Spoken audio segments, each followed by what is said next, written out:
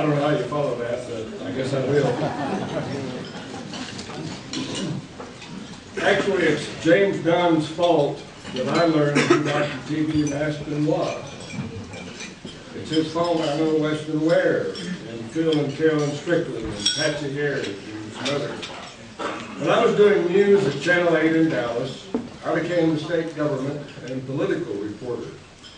Being among the less than 10% in our newsroom who were Christians, I was glad to find believers who applied our perspective to issues that we dealt with, gambling and others, and that, of course, was James and the Christian Life Commission. I wrote this down because I had 5 minutes and I need to make sure I didn't chase rabbits. So. James asked me to be on a new creation, the Board of Consultants for the Christian Life Commission, and I agreed. After all, we needed money. Then God moved us to the Southern Baptist Radio and Television Commission to stop telling bad news and tell the good news. I asked if that affected my place on the BOC, and James said no.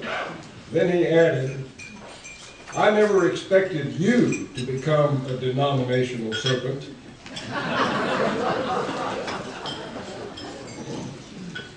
And I should have said, you mean like you?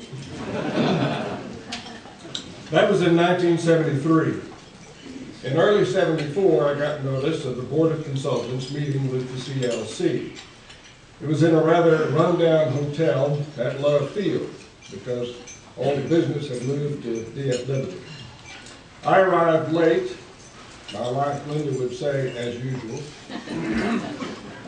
I sat a few rows from the back and listened to various folks say a number of things.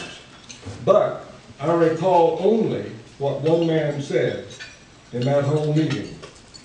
A thin man a few rows in front of me stood up. He would have been 76 years old. This was the time that James set aside for anyone to express what's on their heart. No agenda. His statement began like it was a subject he had brought up before, to no avail. And it was followed by an impressive period of silence, evidence that bringing it up now was still to no avail. It was Dr. T.B. Maston, whom I had never seen or heard before.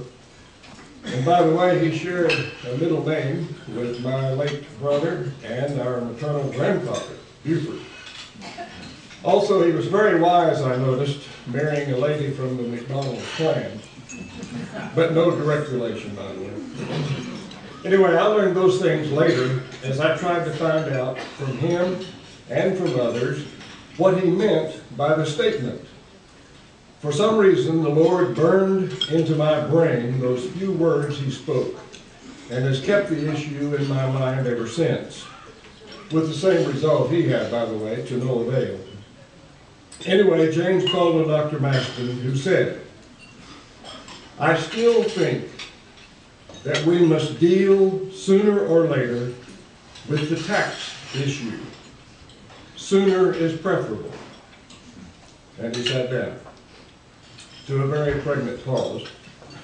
Even the indefatigable James Dunn had to catch his breath and stutter a bit to move on to others' comments. What Dr. Maston considered the tax issue is the favorable treatment of churches and religious entities in the tax laws. For example, these were his thoughts from interviews I did with him later. For example, why should churches not pay taxes, property or whatever, but expect protection from police and fire departments and other government services? That's a benefit churches receive unfairly compared to homeowners and businesses. Another example, income tax deductions for tithes and offerings to churches.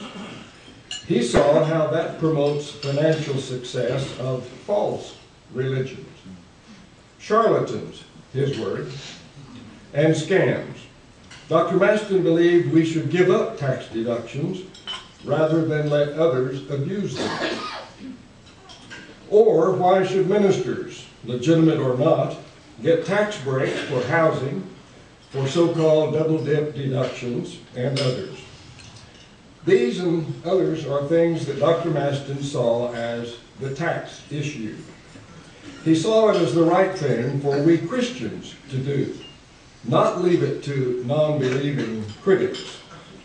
Also, these amount to special treatment of religion by government, violating the separation of church and state, in his view. But the most basic problem is, any giving to churches which is prompted by or dependent on tax deductions is motivated by something other than love, gratefulness, or obedience to God. I've been in many conventions, annual CLC retreats, and too many other such meetings. I spent 28 years as a denominational servant. I've read thousands of books, state papers, and articles, and that subject has never come up. It seems that too many folks either disagree or just won't rock a comfortable boat. We talked about this during the 2-hour interview that I did with him for the Profiles program, which you'll see excerpts of shortly. And Glenda, my wife, by the way, did the sound for that program. But in boiling that 2-hour interview down to 21 minutes for the finished program, tax was not among the hot button issues to be included. And of course, Jimmy Allen wouldn't give me extra time. Dr. Maston was always ahead of us. He started a course at Southwestern Seminary on promoting racial equality and ending discrimination in our society in 1944. That's 10 years before the U.S. Supreme Court declared racial equality the law of the land, and that's decades before many Southern Baptist churches integrated. Apparently, he was way, way, way ahead on trying to get us to deal with the tax issue as he saw it, because it still doesn't come up, much less get dealt with 40 years later. Of course, we know T.B. Maston was a man of principles, a wonderful Christian, a sweet, sweet spirit, living a simple and transparent lifestyle. He didn't go out and organize fundamentalists or moderates or liberals. He just tried to teach us what is ethical in the eyes of the God he loved and served so well and so long. Now, I have some excerpts from that TV interview with Dr. Maston.